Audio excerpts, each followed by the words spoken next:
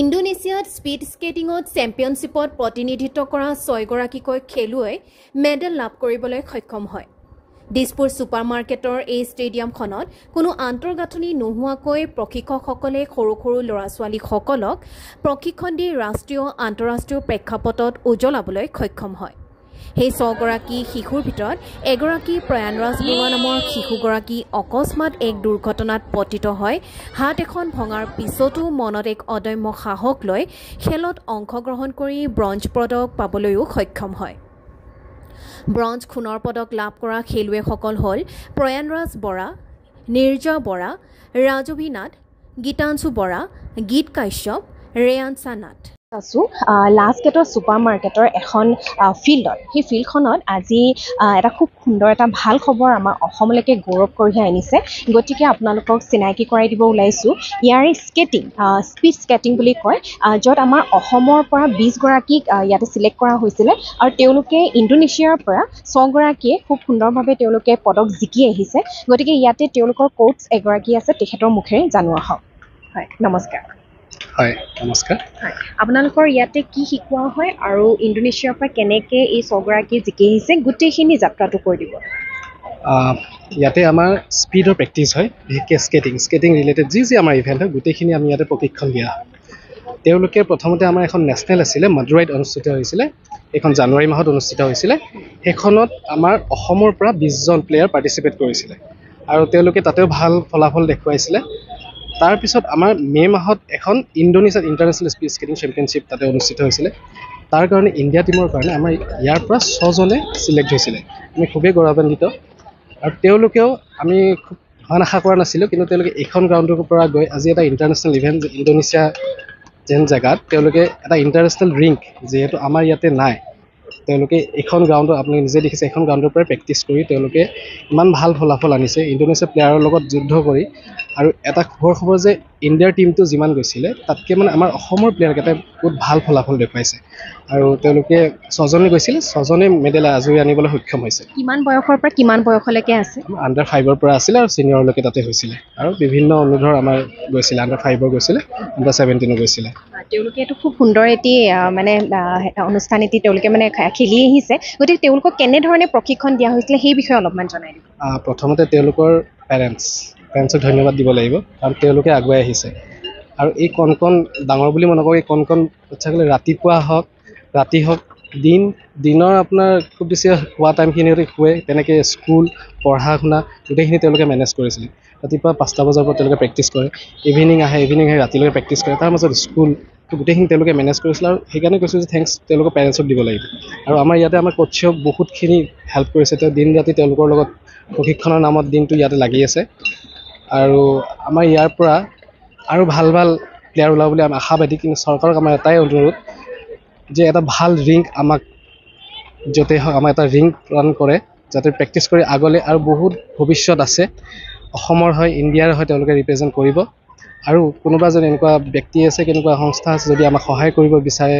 এনেকুৱা, কাৰণ এটা বহুত ফাণ্ডৰ প্ৰয়োজন যেতিয়া আমাৰ এনেকৈ টীম বাহিৰলৈ যায়, তো কোনোবা যদি আছে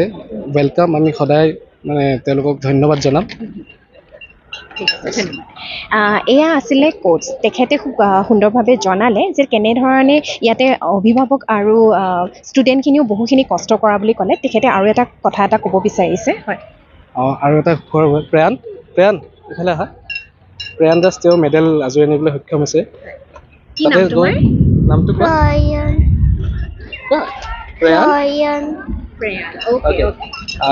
তেওঁ গৈ পিনে আমাৰ কম্পিটিশ্যন ষ্টাৰ্ট হোৱাৰ আগতে তেওঁ প্ৰেক্টিছ হৈছিলে। প্ৰেক্টিছত তেওঁ হাতখনত তেওঁ ভাঙে, হাতখন লেফ্ট হেণ্ডৰ ইঞ্জুৰি হয়, কিন্তু ইঞ্জুৰি হোৱাৰ পিছতো তেওঁ পেৰেণ্টছ হওক বা সি নিজে প্লেয়াৰ হয় তেওঁ পিছুৱাই অহা নাই, তেনেকৈ তেওঁ ভাঙা হাতেৰে খেলি পিনে আজি মেডেল আজৰি আনিবলৈ সক্ষম হৈছে। সঁচাকৈ হয় কোচগৰাকীয়ে ক'লে যে খুব সৰু 5 বছৰীয়া এগৰাকী সৰু শিশু যিয়ে তাতে খেলিবলৈ যাওঁতে হাতখনো ভাঙিছিলে কিন্তু হাতখন ভঙাৰ পিছতো নিজৰ এটা মনত সাহস লৈ পেলাই সৰু ল'ৰাটোৱে অকণমানি ল'ৰাটোৱে তাত সুন্দৰভাৱে প্ৰদৰ্শন কৰি পদক জিকি আহিবলৈ সক্ষম হৈছে গতিকে ইয়াতে দেখুৱাইছোঁ 6গৰাকী আছে 6গৰাকী খুব কণ শিশু তেওঁলোকে কোনোবাই হয় ব্ৰঞ্জক জিকিছে কোনোবাই সোণৰ পদক কোনোবাই ৰূপৰ তেনেকৈ গোটেই কেইগৰাকী জিকিছে আৰু আণ্ডাৰ 5 মানে 5 বহুত অকণমানি সৰু ল'ৰা ছোৱালী হয় আৰু তেওঁলোকক খুব সুন্দৰভাৱে অভিভাৱকে বহুতখিনি ছাপৰ্ট দিছে লগতে কোচগৰাকীও ছাপৰ্ট দিছে আৰু তেওঁলোকৰো খুব এটা কষ্ট জড়িত আছে যাৰ বাবে তেওঁলোকে এনেকুৱা এটা পদক জিকি আহিছে গতিকে তেওঁলোকৰ মুখৰ পৰা অলপমান জানোৱা হওক কি নাম তোমাৰ ৰাজভীনাথ তুমি কি পদ জিকি আহিছা তুমি কি ৰেংক পাইছা সেইটো জনাই দিয়া চিলভাৰ ওকে তোমাৰ নামটো নিৰ্জা বৰা তুমি কি ৰেংক জিকি আহিছা গোল্ড মেডেল আৰু ব্ৰঞ্জ মেডেল ওকে গুড তোমাৰ নামটো কোৱা গীতাংশু বৰা আৰু তুমি কি ৰেংক জিকি আহিছা silver and bronze okay good তোমাৰ নামটো ৰিয়াঞ্চ নাথ আৰু তুমি কি ৰেংক জিকি আহিছা চিলভাৰ আৰু সেই অকণমানিটো পৰাটো আমি গমেই পালোঁ বেচেৰা খুব মানে তাতে খেলিবলৈ যাওঁতে হাতখনো ভাঙিলে কিন্তু কি ৰেংক জিকিলা তুমি সেইটো নজনালা কি মেডেল পাইছা কৈ কি দিয়া মেডেল পাইছিলা দেখাই দিয়া মেডেল কেইটা ব্ৰাউঞ্জ দেখাই দিয়া মেডেল দুটা ব্ৰাউঞ্জ মেডেল অ'কে দুটা ব্ৰঞ্জ হয় সঁচাকৈ খুব সৰু অকণমানি ল'ৰা ছোৱালী তেখেতসকলে যে ইমান সৰুৰ পৰাই এনেধৰণে স্পীড স্কেটিং এনেদৰে বহুতখিনি কষ্ট সাধনা কৰাৰ ফলতে অসমৰ পৰা গৈ ভাৰতবৰ্ষৰ বাহিৰত ইণ্ডোনেছিয়াত এনেধৰণে খেলি আহি সুন্দৰ এটি প্ৰদৰ্শন কৰিছে লগতে আমাৰ অসমলৈকেও গৌৰৱ কঢ়িয়াই আনিছে তাৰ বাবে আমি গোটেইকেইগৰাকীকে উজ্জ্বল ভৱিষ্যত কামনা কৰিলোঁ আৰু যাতে এনেধৰণে খেলি আৰু ওপৰলৈকে তেওঁলোকে যাব পাৰে সেয়া আমি আশা ৰাখিলোঁ চাই থাকিব NDS নিউজ আমি আমাৰ মেনেজমেণ্টৰ ফালৰ পৰাতো 100% ছাপোৰ্ট পাইছোঁ ৰাতি মানে ঠাণ্ডা দিনত ডিচেম্বৰ মাহত 5 বজাৰ পৰাও তেওঁলোকে আমাক প্ৰেক্টিছটো কৰোৱাইছিলে ৰ'দৰো অলপ কৰোৱাইছিলে বাৰু কিন্তু এটা কথা হৈছে প্ৰব্লেমটো কি আমাৰ এই গ্ৰাউণ্ডখনৰ লগত তাৰ যিটো কম্পিটিটিভ গ্ৰাউণ্ড থাকে সেইটোত অলপ ডিফাৰেঞ্চ আছে তাতে অলপ বেণ্ডিং এটা থাকে যিটো আমাৰ ইয়াত নাই আৰু এই বস্তুটোৰ কাৰণে কিন্তু আমি মানে ইয়াতে গ্ৰাউণ্ডখন বনাব লাগিব যিটো আমি চৰকাৰক মানে বহুত ৰিকুৱেষ্ট কৰিছোঁ আৰু ইয়াৰ পৰাই হওক বা আগতেও আমি কিছুমান বাইট দিছোঁ গতিকে তেওঁলোকে যাতে আমাক মানে এখন গ্ৰাউণ্ড এনেকৈ সুবিধা কৰি দিয়ে যাতে আমাৰ এই 6জন এইবাৰ গৈছে প্ৰথম তেওঁলোকে 6জন গৈছে 6জনেই পাইছে আৰু নেক্সট যাতে আমি আৰু ভাল পাৰফৰ্মেঞ্চ দিব পাৰোঁ তাৰ কাৰণে মানে উই আৰ মানে very much lucky and request our government যাতে আমাক সেইখিনি সুবিধা কৰি দিয়ে আৰু বাকীখিনি হৈছে স্পনচাৰশ্বিপো যদি কোনোবাই আমাক দিব পাৰে then they are most welcome because আমি মানে কি হয় ন বছৰটো 2-4 বাৰ বাহিৰলৈ যাবই লগা হয় গতিকে আমাৰ পেৰেণ্টছ হিচাপে আমি মিডিল ক্লাছ ফেমিলি আছোঁ আমি এফৰ্ড কৰিব নোৱাৰোঁ গতিকে মানে আমি ৰিকুৱেষ্ট কৰিছোঁ যাতে যিকোনো মানুহে যদি স্বইচ্ছাই আহে আমাক অকণমান ছাপোৰ্ট এটা দিবলৈ ফাইনেন্সিয়েলি তো আমি বহুত মানে কৃতজ্ঞ হ'ম তেওঁলোকৰ ওপৰত Thank